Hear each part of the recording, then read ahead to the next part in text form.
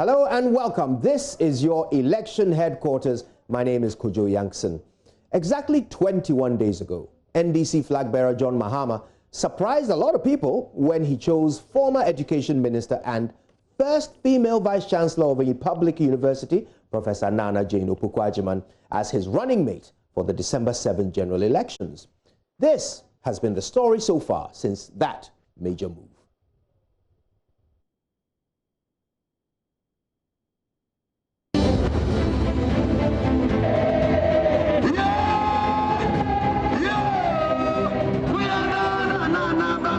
Women do not vote for their own.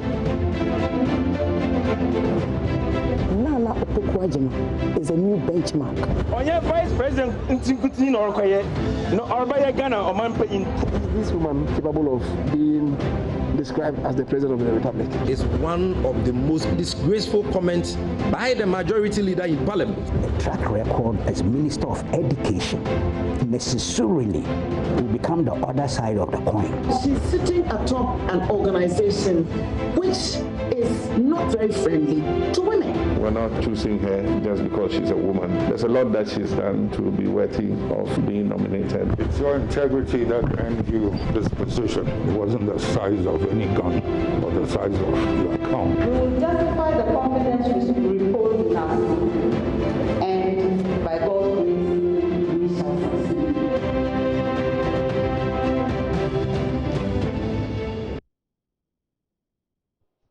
Drama.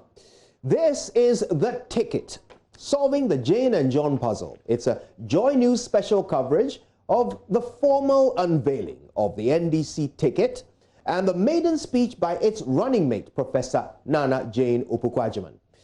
Here on The Ticket, well, we will attempt to solve what we call the Jane and John puzzle, breaking down and answering the question of how the two can combine to deliver an election victory. Head of our politics desk, Evans Mensah, is at our touch screen with all the pieces of the Jane and John puzzle. Evans. Thank you very much, Kojo. And let's get straight into it. Of course, as you could see, it has been quite the last few weeks going into this particular event. And so there's a lot to get through. I mean, the Jane and John puzzle is something that has got many people talking, wondering what really this is about. Let's get into it. Let's start with the story in the numbers. And as you can see here, I mean, this is a picture of numbers, but in this is a story. So I want to first start with 1996, to be very specific. In 1992, though, I mean, call it an outlier. First time in the Fourth Republican constitutional history that we're having a post-military regime elections. And so a lot happened in there that many look at and say, well, we're learning. And so let's take that as an outlier. Let's come to 1996. I want you to focus on the NDC numbers because there's a lot in these numbers I want to share with you. Let's start in 1996. Former President Rawlings won that election by 4.1 million votes. And then, of course, translated into some 57.40% of the total votes cast. Now, if you look at 2000, something happened. That is when Professor Mills stood by himself after, of course, he had migrated from being a running mate himself to becoming the candidate in 2000. He dropped there to 2 million votes. And guess what? The NDC lost elections. In the runoff, again, he dropped even further, still staying in the 2 million bracket. That's specifically 2.7 million. And again, obviously lost elections, as you can see on your screens. 2004, again, 3.8 million. And notice something, a trend that is occurring. All through 2000, from 2000 to 2008, in that period, John Mills failed to hit the 4.1 million mark, the 4 million vote mark that former President Rawlings had brought on in 1996. In fact, from 2000 runoff, 2004, it is in 2008, as you can see here, that the NDC with John Mills managed to recover the 4 million votes that Rawlings, of course, brought in 1996. And guess what happened when he recovered back to 4 million? He recovered in first round back to 4 million. In fact, increased it even more to 4.5 million in the second round.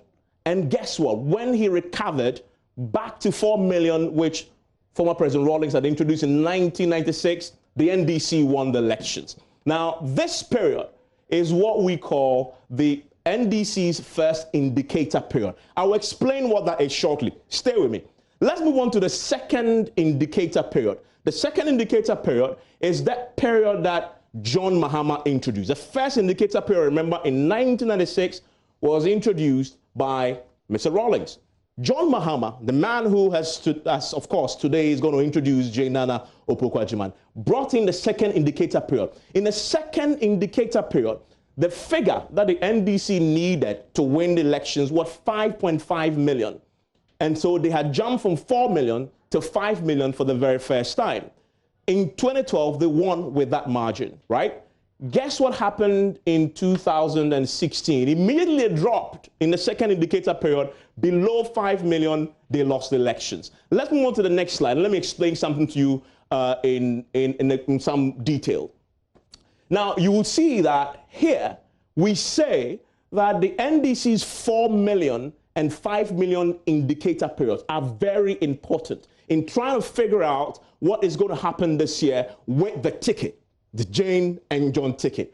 Because the first indicator period, what they needed to win was 4 million. In the second indicator period, what they needed to win was 5 million. The 4 million indicator period was, as you've already seen in the previous slide, run between 1996 to 2008, and it's a period of John Rawlings and John Mills. Let's move on and let's explain and break this down even further when we come to the second indicator period. The 5 million indicator period from 2012 to 2016, that is the JM era, right? Now, this is important. When the NDC had won an election in Ghana, except for 1992, and we explain why we were not including that, they had won by either 4 million plus 1, as in the first indicator period, or 5 million plus 1, as in the second indicator period. Stay with me. I'm getting somewhere. Anytime they had fallen either below 4 billion or 5 million, they lost elections. Anytime. In the first indicator period, once you start at 4 million, if you drop down, you lose elections. Second indicator period, if you drop down below 5 billion, you lose elections. In their first indicator period, spanning 16 years, anytime they recovered, and this is important, anytime they recovered to 4 million plus 1 votes, they won the elections. And this happened in the first round of 2008, the second round of 2008. In both cases, they recovered 4 million and won the elections. Let's move on. Now, what does it suggest? We say it suggests that in the second IP, and the IP means indicator period, if they manage to recover 5 million votes in this year's elections, they should win the elections. Should is an important word. Whether they will is a different question, but that is what the history tells us. From the 2016 elections, and this, we're now going to the real numbers, the NDC is exactly 228,813 votes to the 5 million plus 1 barrier. They need 802,384 votes to recover the 2012 winning position. So these numbers are important. First important strategy notes for the NDC tonight, and you see a lot of these going forward. Considering the phenomenon I call incumbency disadvantage, and this is where, because an incumbent is in power from one election to the next, either because of failure to meet expectations or other dynamics of stepping on people's toes and power, etc., they tend to lose votes from one election to the next, and we've seen it all the way. In fact, former President Rawlings, in real terms, gained votes from 1992 to 1996, but in percentage terms, you dropped by 1 percentage point. And we've seen it over the period. So we say that considering this particular phenomenon, the NDC ticket must focus all their energies in bringing back those 802,000 384 votes to give itself a good winning chance in the 2020 elections, because you are anticipating that Nana-Addo will not win this year's election by the same margin he won in 2016. He will drop some votes. And so if they manage to bring this back and focus on this number, giving themselves a good chance, fair strategy note. But there's more to this than just the strategy note. The key question to ask on the back of that strategy note is, can Nana Jane Opoku-Agyeman help John Mahama bring back those votes? That is a very important question to ask. To answer this question, you must ask another question. What is this question that you must ask? What were the weaknesses in John Mahama in 2016, and how does Nana Jane help address those defects? Here is where it gets even more interesting. Let's start. Let's look at John Mahama.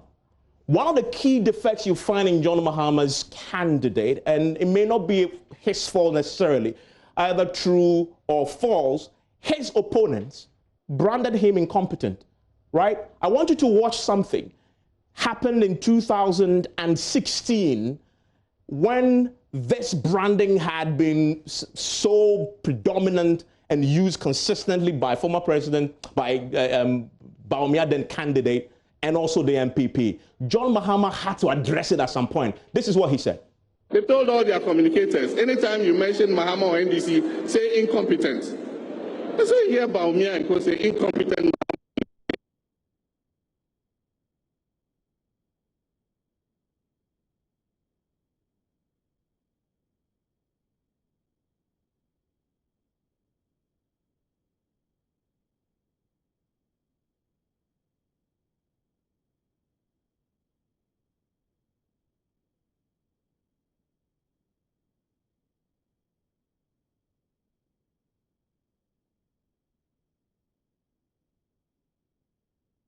You mention Mahama or NDC, say incompetent.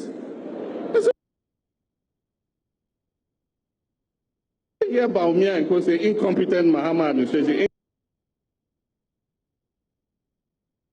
For that, but in this particular clip, I'm sure if you remember, he addressed this thing and then he makes the now very famous point that you haven't been in power before, and so how do you get to judge me as incompetent? And that they had no right to call him incompetent because they haven't served in government before. That was an important point for John Mahama in 2016. And his own opponents branded him incompetent. So that was a key challenge for him going into an election.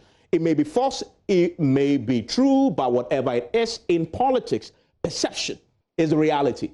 And if your opponent is successful in consistently using that word, as he himself has said, use incompetent, describe incompetent, meanwhile you haven't been in government before, how do you know I'm incompetent? You can't judge me. That consistency in using that phrase to describe a person sometimes can create perception challenges. And so that was one of his key challenges. Integrity. His government had that challenge as well. Mahama Ford scandal, the Suba, the Jida, there is the Bass branding scandal. All these created perception issues when it comes to integrity. The corruption question.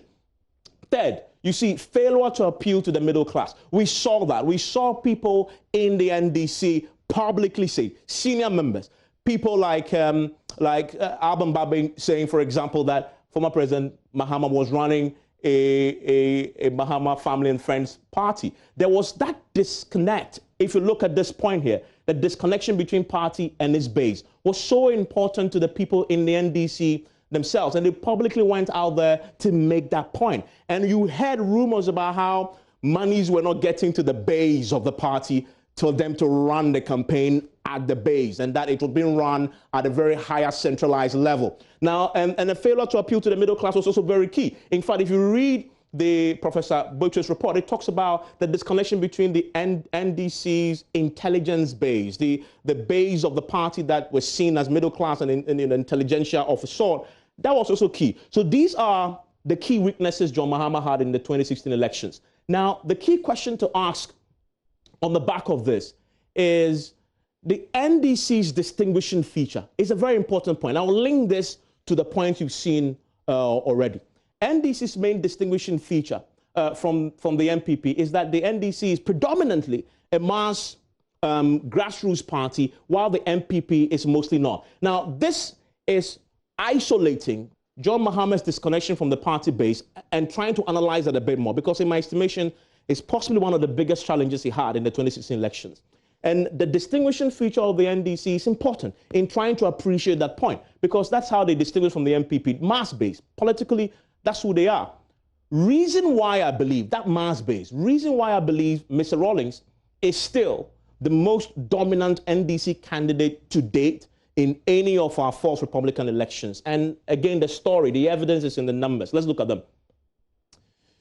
In fact, there's records to be talked about here when they talk about Rawlings. He is still the all-time record holder when it comes to percentage margin victory in any of our elections since 1992. And the numbers will tell us a story here. 1992, 58%. 1996, 57%. And I want to tell you why this is historical. He's managed to get that historical numbers. Nobody since 1992 has ever come close to 58% and 57%, ever since he set that record. And I believe quite strongly it is because J.J. Rawlings was the embodiment of the NDC's mass grassroots DNA. His ability to connect to that base. I speak to my grandma a lot, you know, and he still remembers John Rawlings entering into a gutter and helping people dredge it. That is what the NDC folks, the grassroots, react to. And my grandmother, by the way, is a staunch NDC. And he tells you the stories and why he eulogizes the man Rawlings. He still loves him. He tells him the story. If he stands today, he will still vote for him. That is, I believe, is the thing that got him to set those records in the numbers.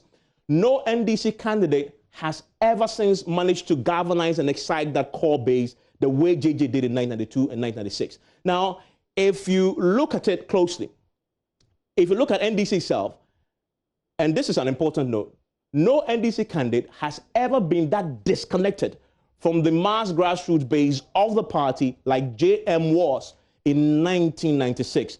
Don't take my word for it. Let's go into the numbers. If you look at the numbers, in 2012, when he won by 5 million, the second indicator period, he won it by 50.63%. 2016, he lost by 44.53%. The percentage loss there was 6.1%. Nobody has lost election by that margin before. And I argue that no NDC candidate has lost this margin before. Even Professor Mills, who started off as an NDC outsider in 1996 when he was brought in as a running mate. He was from the academia and nobody knew him that well. And even for him, consistently gained votes, percentage terms, from 2000 to 2008. Now, the key thing to observe, though, in the strategy note on the back of that analysis is the single most important weakness JM must fix is that if he is to have any chance of winning the 2020 elections, is to re-establish that connection with the mass grassroots base, energize it, and excite it. That, for us, is a key strategy note for them. Can Professor Opoku-Agyeman help JM fix this major weakness? And this is where we bring in the prof herself to see if, as we have articulated, these challenges that JM had, can she help address it? Now, so let's look at them side by side. You see, I say JM, the MPP branded him incompetent. Look at Professor Jane-Nana Opoku-Agyeman, absolutely competent.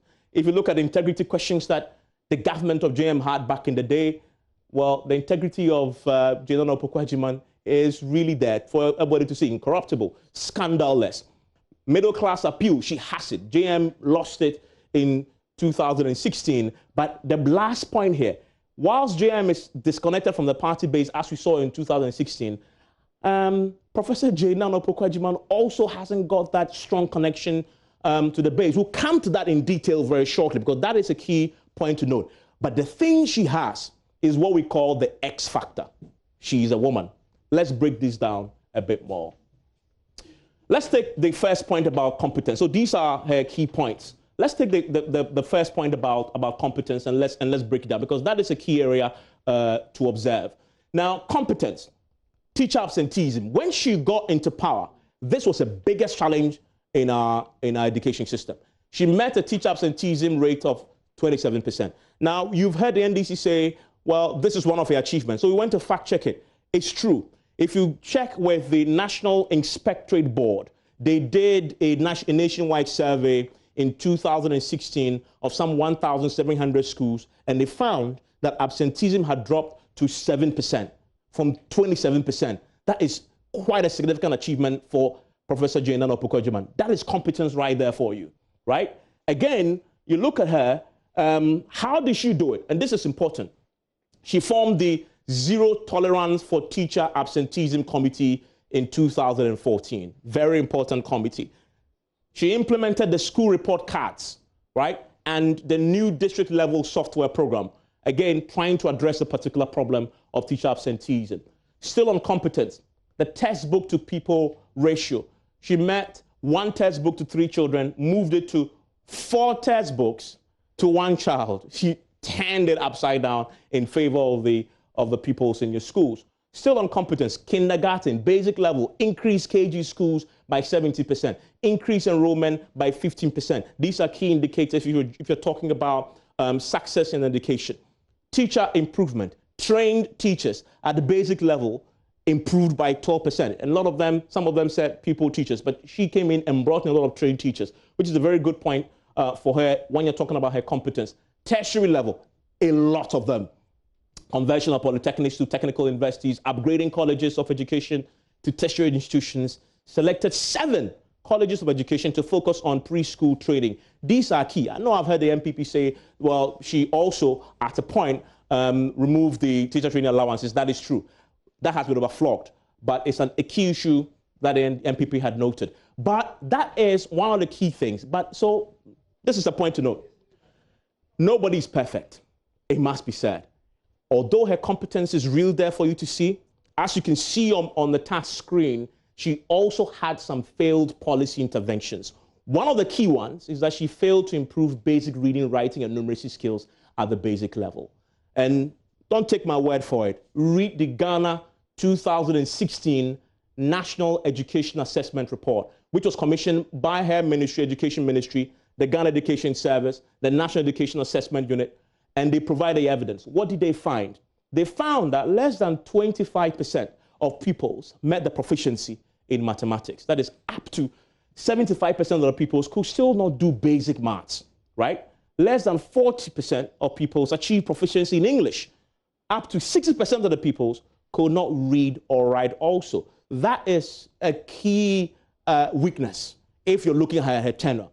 And I like this report because it tracked the progress since 2013 when she became a minister for the first time. And this is a direct quote from that report. I want to quote for you what the report concludes. It says, the results from the 2016 National Education Assessment are similar to the 2013 National Education findings, and ends by saying that there has been no significant or substantive change in pupil performance since the 2013 National Education Assessment. That was the time that she was there. So from 2013 to 2016, there was not a significant improvement in this particular area. Now, I want to quickly come to the point about integrity. Her greatest asset to John Mahama is integrity. Whereas JM battled with corruption tag issues, Jane did, of course, have nothing that we know of, no record of scandal. And I challenge, if you're listening to us and you wonder that if you found one of corruption or scandal, we're ready to have it here on the show and share it. But we didn't find any. She's clean. Middle class appeal, and this is the key part. She appeals to the literate swing voter. But this is why that is important. The 4 regions with the highest literate middle class voters are also Ghana's election swing regions. And what are they? They are the Bono, Central, Greater Accra, and Western regions. You find a lot of the middle class people she will appeal to in these regions, right? And so you say that, well, it is important. For a professor, she will appeal to that highly literate population of Accra, Western, Central, and Bono. Greater Accra, for instance, is the most significant of the swing regions by voter population. It has the highest rate of literacy in Ghana, standing at some 87%. And so she should, as the evidence say, appeal to those key areas in these regions. But I say this is truer in theory than in practice. Because if you look at the history of the swing regions, if you take Professor Mills, who is very similar to her in terms of background, academic, professor, middle-class appeal, he didn't win these 4 regions in 2000 runoff. He didn't win them. In fact, he only won them in 2008. And so that is truer in theory than in practice. And so key point to note, you can't bang your hopes on this in terms of the appeal there. The X factor is very important. Now, let's look at this, because there's something here to observe. The X factor is the fact that she is a woman, unlike Professor Mills. The great unknown is what I call it, because, of course, for the 2 main parties, we haven't seen anybody in that space who is a woman, right? There's 51% of the population is women. But the key question to ask that on the back of the 51% being women is, will women vote for the NDC just because they have a female running mate? What does the research say? There's a very famous article published in a reputable journal. This is the Sage Journals by Marie-Antoine Susu, titled, "We Do Not Enjoy Equal Political Rights, Ghanaian Women's Perceptions on Political Participation in Ghana." And this is what they found in that particular book. Quote, "A number of urban participants also believed that women as a group are not very supportive of each other when it comes to supporting women in politics. They believe that women could not even vote for a fellow woman." That's what the research found. And so it's not really automatic that because she's a woman, then women will necessarily vote for her. That's what the research is saying. And so, of course, that is one of the great unknowns. Finally, is her mass party connection, right? Why is that an issue? She's only been a member of the NDC, card-bearing, for 7 years. She took up the NDC's party membership in 2013 when she became the Minister for Education, right? Now, lack of trench debt, sweat, blood, and toil. These things are very important to the base of the party. Remember the story I told you about Jerry Rawlings? Entering the gutter, debt on his boots, sweat, blood, and toil. That is what excites the NDC's base. She lacks that. The Baumia example, for example, is key. In 2016, he became a shield for Nanado. He was the face of the petition when they went to court. People saw him and say he's paying his dues.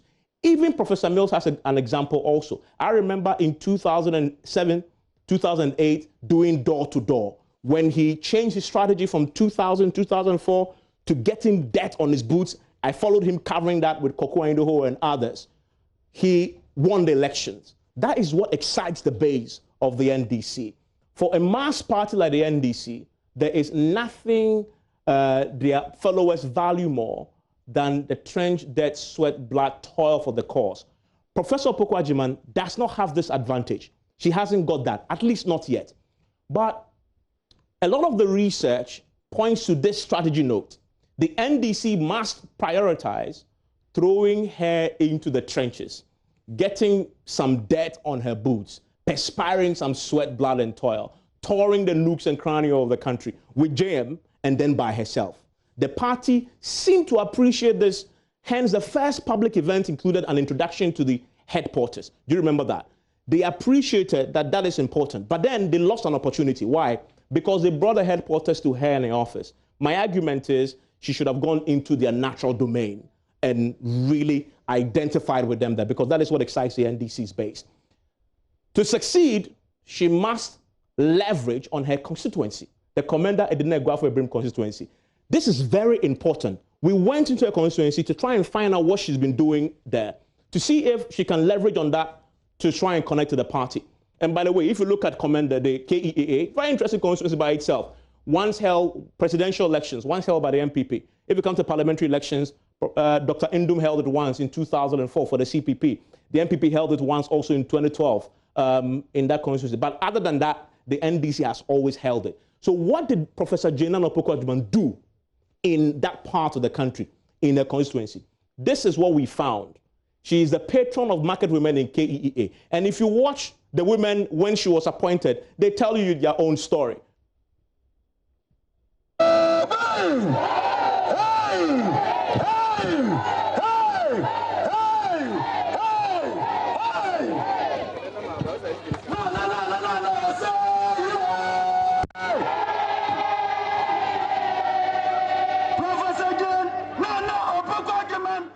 Women women there chanting her name, market women she's been identified with over the period.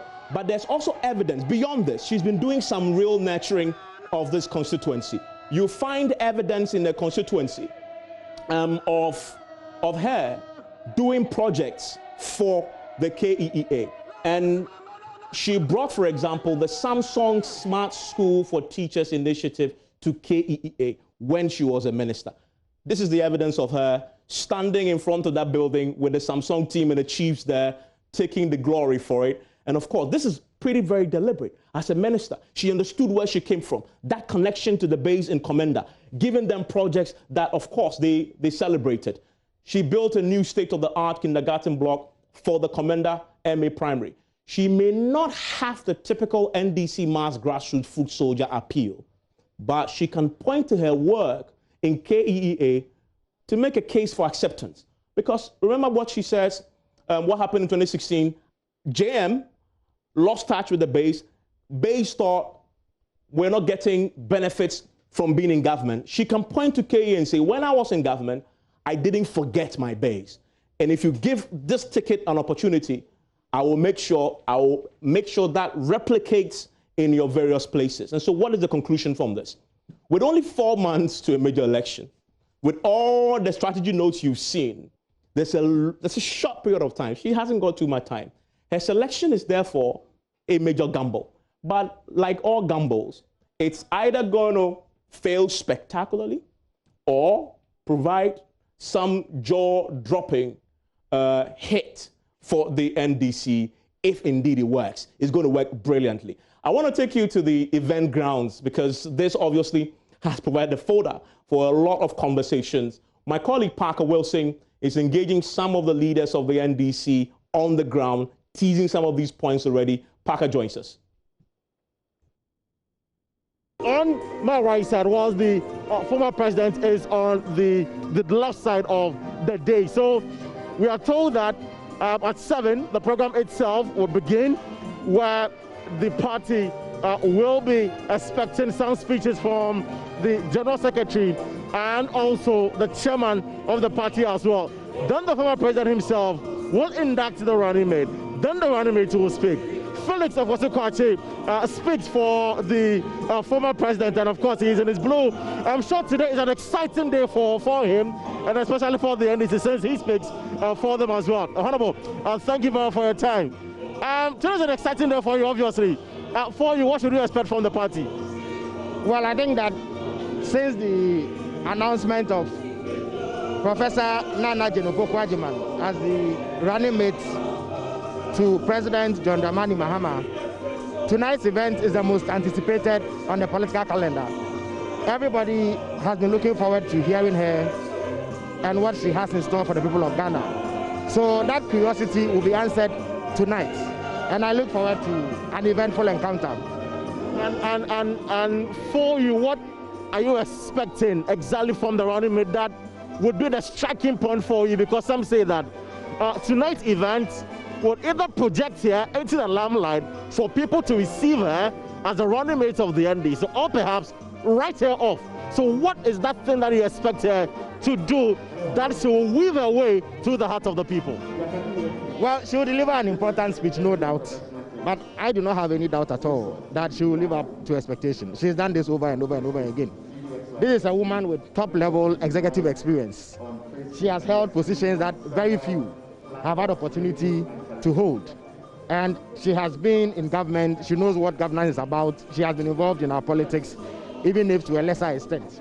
So I do not anticipate anything short of an excellent delivery from her. And I know that by the time that this is over, everybody will be in no doubt that she was an excellent, excellent choice. There are concerns about her connection with the grassroots. Is this something that we should expect from tonight's event, that she will deliver a speech that will resonate with the masses and the grassroots of the party?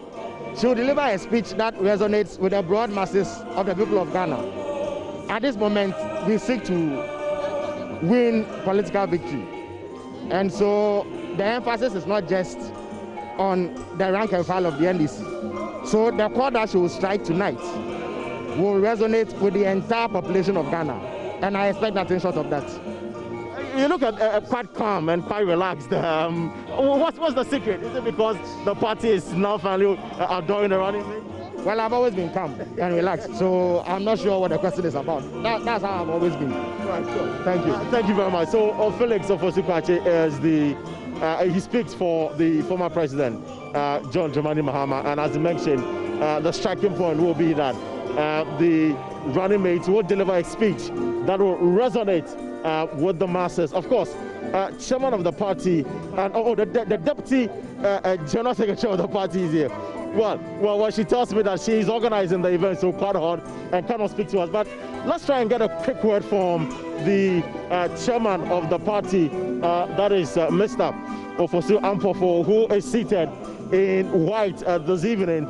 Just get a quick sense of what the party should be expecting this evening. Chairman, good evening to you, sir.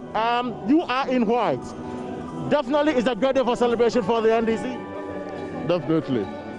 It is a very great day for us as a party because today is the day that we are adoring our running mates. The first time in the history of the party that we have picked a woman, not an ordinary woman, but a very, very, very intelligent, humble, and astute person to occupy the position of the second most highest office in this country, that's the Vice President of the Republic of Ghana. We believe that this day marks the beginning of the last stretch of our march forward towards the presidency. And Chairman, how does the party intend to project the ticket of Jane and John going forward into the election, sir? Because some have raised concerns that she may be a fantastic academia, but she might not be a politician to do the work a politician will do to secure victory for the NDC. She is the immediate past Minister of Education.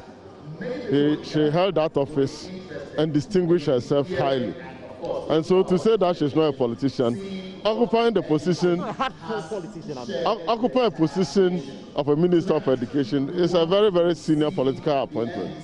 And I believe that she rather brings some freshness into the politics of this country. I keep on telling people that she brings integrity, she brings effectiveness, she brings efficiency, she brings hard work, she brings humility. And above all, she will not turn the office of the Vice President into a propaganda unit of government. And just as you mentioned, this will be a final question to you, that she brings quite a lot of integrity. And many individuals have attested to the fact that she is a woman of high integrity and has no scandal. But just as the Vice President said, Dr. Mahmoud Bawumia, that the NDC may choose an interesting and fantastic running mate, but your candidate, John Dramani Mahama, has a huge baggage, and that her addition would actually amount to zero. How do you respond to that criticism, sir? What else do you expect Bawumia to say? We believe that His Excellency John Dramani Mahama carries a lot of goodwill, has a lot to show for the 4 years that he became President of the Republic of Ghana. His infrastructure development is unparalleled. His governance system and the way he held himself as President is unparalleled. Today, as we speak now, everybody is calling for a country that exudes peace and tranquility. This country has changed. The leadership change that Ghanaians call for has completely changed the trajectory of this country.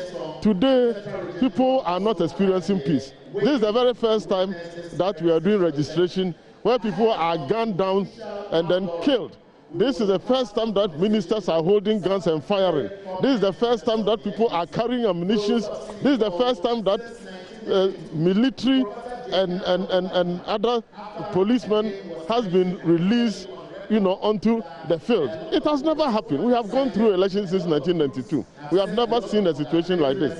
This is the time that you cannot even define what national security is. Because anybody at all holding gun and wearing some black spectacles come and introduce himself as national security. This is the first time that registration exercise is being done and national security operatives are demeanor and disposition with that level of integrity, joining the nation builder, John Dramani Mahama, whose work speaks for himself. We believe that we don't have any problem at all in marketing. President Mahama is already a marketed person. The running mate is already known for her exquisite, characteristics and what he brings on board in terms of her capacity to govern. So I believe that he comes to strengthen the governance architecture of the NDC and brings some feminist touch to governance. And I believe that women of this country must be very proud that the NDC has given this opportunity for a woman, not ordinary woman, a woman who has been the first vice chancellor of a public university, a woman who has distinguished himself highly as a minister of state in the field of the education sector, and has a lot of projects and programs and policies to her credit. We are very proud of the Jane and John ticket. We believe that it's a winning team. We believe that they are the two safest pair of hands that this country can be entrusted to. And we believe that today, after this outdooring, Ghanaians will see exactly what she's made up of, and together we'll move to win election and bring the smiles back onto the faces of this, the good people of this country. That is the biggest question now, that how would the addition to the John Dramani Mahama ticket translate into vote? Because in the year 2016, the NDC lost about 1 million votes. How confident are you that she will bring that vote back and also even add more to the electoral? In the first place, before President Mahama even nominated her, our rounds and what we have seen indicates that whatever losses that we suffered in the 2016 election, we have covered a lot of grounds already. And so her inclusion is putting the ice on the cake. And I believe that she comes in, and her appeal to the intellectual community, to the middle class, and the number of students who have passed through her hands, and what they know her for, and her track record, is enough for Ghanaians to say that, look, we are confident that when we entrust this country into the hands of JM and Jane, they'll be able to rescue this country and bring it to the expected end that all of us are looking for. Thank you very much.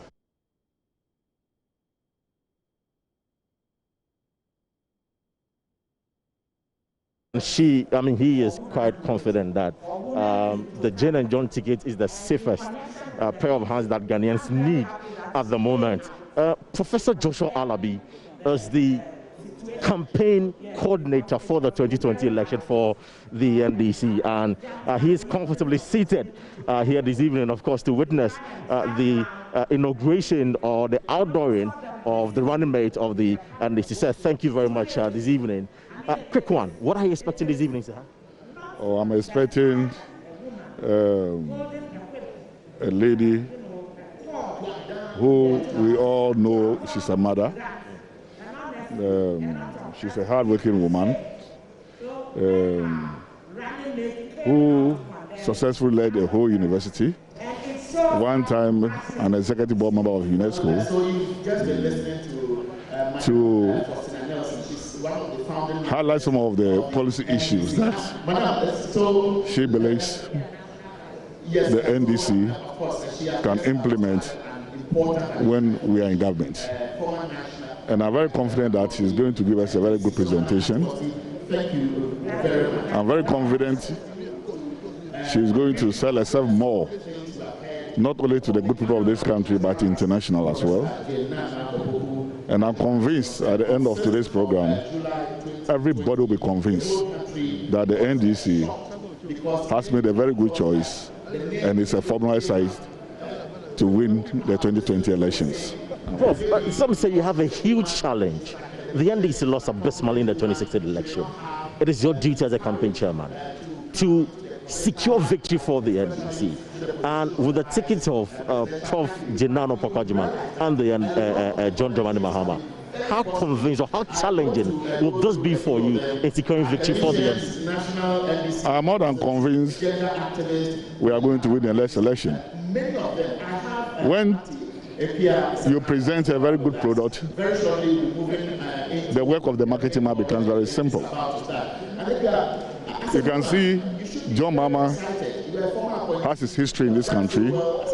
take it or leave it, he has been one of the best leaders in terms of infrastructure and good governance. We have also seen a partner, a female partner, not chosen because she's a female, but because of her competence in leadership. And with this pay, it's very easy for me as a marketing man to do my job.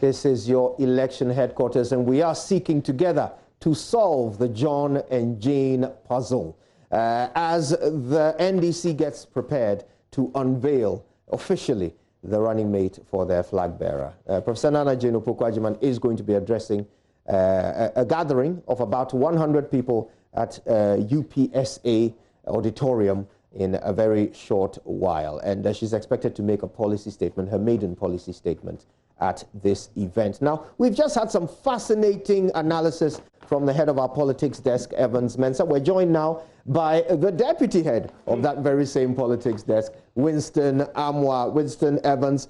Well, first of all, welcome, Winston. Thank you, Pedro. This promises to be a fascinating evening. But before that, quite a lot has been given for us to think about by Evans, hasn't there?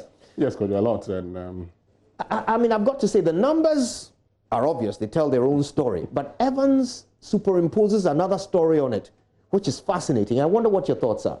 Well, Kojo, I mean, you hit it right there, except that I disagree with a few things. Surprise, surprise. You know, that Evans has said, you know, he concludes by asking whether she has a grassroots support. I mean, because the NDC is seen as a socialist party, one that is very much always with the masses. But you see, I'd like to do a bit of analysis also, and using the historical data, part of which Evans is provided. So watch Jerry John Rawlings called Ken Senaka of the Progressive Alliance. Who was Ken Senaka? He was known as that middle-class Ghanaian, one of the well-to-do Ghanaians who could be with the middle class. Rawlings was seen as a masses person. Then, in 1996, Rawlings, in deciding to part company with Accra, brings another person, John Evans Atamils. He was a university professor. He was also then head of the Internal Revenue Service. Now, at the time, NDC students, particularly those who were student members of the NDC, were excited when Professor Mills came on, because for them, they were now going to do away with, I mean, after Accra decided to part company with the Progressive Alliance, they said, oh, to which, like, they don't have intellectuals among them. Then John Evans Atamils came. He was seen as one that was connecting with the middle class. So in 2000, when he came in as flag bearer, this is what the NDC did. They went for a certain Martin Amidu, who was a cadre and one who was supposed to connect with the party's base. So here you see John Atamils, a middle class person, one that will connect to the party's base. You saw same with Mohammed Mumuni. Same thing. Then, watch this carefully. Professor John Evans Atamils, after 2004, started doing something to actually endear himself to the party's grassroots. He started the door-to-door campaign. So the party foot soldiers began recognizing, connecting with this man as one of them. What did he do? He went for a man who in 2000, after the NDC lost the elections, also endeared himself to the middle class. And I remember those days, if you listen to media conversations, John Mahama was seen as the perfect opposition man. He would admit this is true. He would admit when this is false. People loved him. In fact, in the media, he was the darling boy. He brought him because now with Atamils' connection with the party's base, he needed somebody to also meet the middle class. What a way to do it than to have one who's loved within the media was what? John Mahama. John Mahama comes in, and then in 2012, sadly, he has to do something very unique. He has to now move away from who he was to galvanize the party's base, because John Evans Atamils had passed away. But the thing about 2012 is that actually did something to the NDC. Death brought a party that was looking like disunited together. Yeah. They rallied around John Mahama. He became the people's boy, the darling boy of the party. Former President Rawlings, when he went to Kumasi during the Adoring, said lots of good things about him. But then he also brought Pakwesi Bekwui Mr. Arthur. Even though he had been part of the PNDC from the early stages, he was seen out there as a governor of the Bank of Ghana, an economist who can also, and he's been a lecturer before, lives with with the country's middle class. In 2016, they went together and they lost. Let me just fast forward to 2020, what we are seeing now. So when John Mahama lost, the general consensus, apart from being branded as incorrupt, the integrity issue, was also the fact that he had lost touch with the party's base. And he was running a family and friends government devoid of party executive contribution. Now, what did John Mahama do? What did Joshua Kamba and Kojo Bonsu do for John Mahama? They actually got John Mahama, okay, Kojo, to do the unity walks. And the unity walks was to get John Mahama to appeal to the party's base again. The unity walk was to get John Mahama to come there and begin to apologize for the things that he's done. Today, you've heard from the chairman of the party say Nana was selected because of her appeal to the middle class. Right. So she's not been tasked to go and galvanize the party's base. She's been tasked to appeal to the middle class. I'll say a few things. Yes, I suppose what that raises is the question of whether or not John Mahama has indeed reconnected with the base, and that is something that we can explore later. Evans, I'm sure, will have a thing or two to say about it, but I can tell you that as we speak, Professor Nana Jinopokwajiman and the flag bearer of the NDC, John Dramani Mahama, have arrived at the UPSA auditorium, and they are gearing up for that all-important first ever maiden policy statement that will be delivered by the running mate to NDC's flag bearer. But while we're waiting for that to happen, Evans, some food for thought here. The question is, if indeed Prof. Jinopokwajiman's mission is not to galvanize the base, then does she tick enough boxes to be the perfect foil for John Mahama in 2020? So Winston's is banging his hopes, like John Mahama, on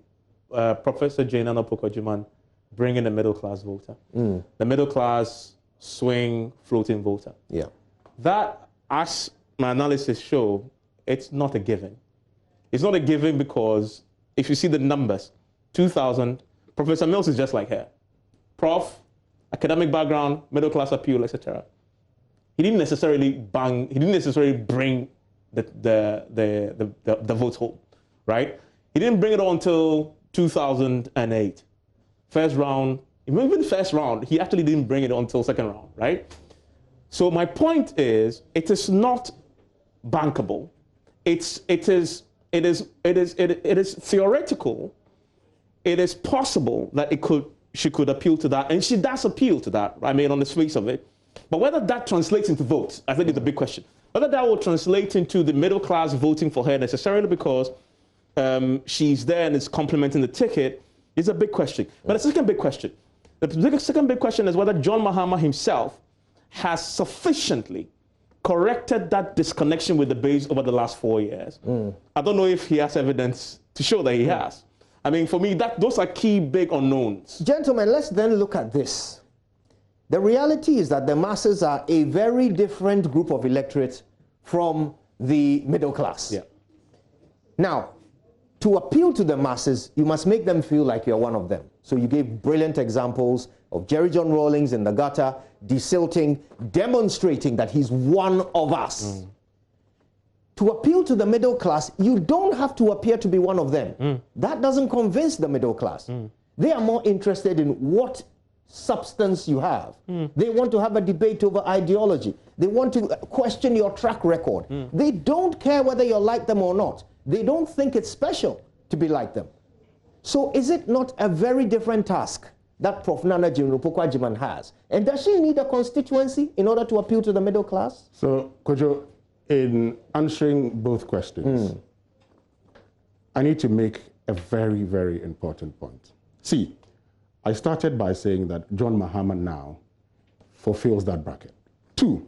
Which are the brackets? As in the masses. Right, okay. So in 2018, I spoke to the first director of research of the NDC. That's Dr. Tony Edu. And he was very emphatic, and I quote him verbatim. The NPP is stealing our voters. Why? Because he said the NPP was implementing policies which the NDC should have implemented. And you've made a very important point. Politics is about choices originally as to what is in it for me. So what is in it for me? Who gets what, when, where? Simple. But now you have a situation where this government has implemented policies. We have not gone to an elections to test whether those policies could actually translate into votes or not. But the first research director of the NDC, who said Bawumia was the Achilles heel of the NDC in the 2016 elections, says the NPP is stealing their votes. Evans makes a point that there are 4 swing regions. I mean, if we were to put the old Brong-Ahafo region together, 4 swing regions. And that is actually the most intellectually based, if I could put it that way, middle-class regions. Central, Greater Accra, Bono, Western. Great. So, and consistently, for any party to win an election, you have to win those regions. Right. What does that tell you? It tells you that the middle class play an important role in the choice of who becomes this thing. In fact, for the basis of every insurgency, it has to take the middle class to support you. And it's the same with the elections. Right. That is why I am saying that, look, if what Tonedu says is anything to go by, he's done his research and he's put that across. It means that the NPP is going into the NDC's original vote base. Now, you're left with 2 things. When people go into your base, one of the things they also do is that they sometimes neglect their own base. You have a choice to fight them for your core voters, or you have a choice to infiltrate their camp also. In the military sense, it's a surprise and attack. What must the NDC do now? They recognize the fact that, look, if we are able to get some dominance, or if we are able to get some infiltration into the opponent's camp also, which is the middle class. Which is the middle class, we are good to go. And you heard the chairman. And I think that based on the data, based on the facts, there is no way you would win an election in Ghana, I am yet to come across that, without winning these swing regions. Per Evans's analysis, these swing regions have, the electorates that are deemed as middle class. But they don't necessarily vote for you because they might not necessarily do. But not necessarily do. No, but I mean, we're doing analysis here. We're doing analysis here. We're doing analysis here. The essence of social science is that we put these things together and draw a reasonable inference. And I am drawing that reasonable inference to say, based on this and that, this is what I see. Okay, so this is the thing, though. Just 50 seconds on this. Remember that Professor Mills was the candidate. It was his face on the ballot. Yeah. Professor Jane Opoku-Agyeman is not the candidate. Her face is not going to be a ballot. It is John Mahama's face. So if you looked at that analysis, in 2000 when Prof stood by himself, if you're going by your analysis, he should have clocked the swing regions because that's where you have the middle class in your numbers, right? He did not. He did not in the first round, he did in the second round. 2004, same happened. 2008, first round, second round, he brought it home. Right. But here is Jane, who is a running mate, right? In 2020, and she's middle class. If Professor Mills by himself couldn't deliver it, can she? I mean, that is an important point. I mean, and you made the point. Okay, so JM is bringing, with an assumption the JM is bringing the 800,000 votes they lost in 2016 back because he's connected back to the base. The base that didn't vote for him, but didn't vote for MPP. He's brought them back. That's an assumption. So if he did that, they'll be neck and neck with Nanado, right? With the MPP. So your argument is Jane will be the tiebreaker. Right. Because then she brings in the swing middle class people. But that is a big if, whether indeed, and again, because of the history of the NDC in Professor Mills, whether in her position as running mate, if the main man who was just like her couldn't bring it, can she bring enough of the middle class to break the tie? A fascinating point. And let's just point out something, Winston, from the analysis you did earlier, which was very important. If really the groups are clear, it's the base and the middle class. Those are the 2 battlegrounds. And if at one point the NDC had a leader who appealed to the base and brought in somebody who was a running mate but was not an intellectual in the strictest definition of it, was not a technocrat or an academic, but still was able to sweep the middle class, and that person was John Dramani Mahama, then we are looking at a situation where the middle class is not looking out to see someone who looks, sounds, talks, and dresses like them. They're just looking out for somebody whose message will appeal to them. Great. Am I right? So you made a very important point, and just to add to what Evans also said. So you see, in 2016, we've had this conversation before, and the political watchers would tell you the person who did the trick for the NPP was Dr. Bawumia. Okay? In 2016, Dr. Bawumia did the trick for the NPP. The thing about a running mate is that you're making two choices here. You're looking at that person's electability or the ability to govern. But in many instances, the running mate is seen as a complement to the presidential candidate. Yeah. So you look for what the presidential candidate lacks and give it to and pick a running mate to complement that person. Right. So if you look at the presidential candidate and realize this is what the presidential candidate has. In 2008, this is the thing, in 2008, John Mahama, as a running mate, his appeal to the middle class was enormous. In 2008, with Bawumia coming in first, there was a question about who is he? Who is he? But you see, watch this critically. By 2016, Bawumia had moved away from who is he to one who was providing policy alternatives, to one who was, portrayed as the economic messiah. His predictions were coming to pass. His predictions were coming to pass. He matured. He matured. I mean, and there were lectures that he had, and you had academics like Professor Kwesi Botwe going in there to agree with Dr. Bawumia. It was telling you something. It was telling you this is a man that really has. He had time to do this. Jane has 4 months. Exactly. See, I agree. Now I've got to ask you this question, Evans, because Jane has 4 months. Because in the end, politics is a popularity contest, however you slice it. True. That's what it is. True. So now there is a running mate who, even though she has played a role on the center of the political stage, has never been considered a politician. True. So at this point, going forward into the next 4 months or whatever they have on their hands, does Professor Nana Jino Pukwajman have the sparkle? Does she have that likability, that star quality that will turn her into a crowd puller?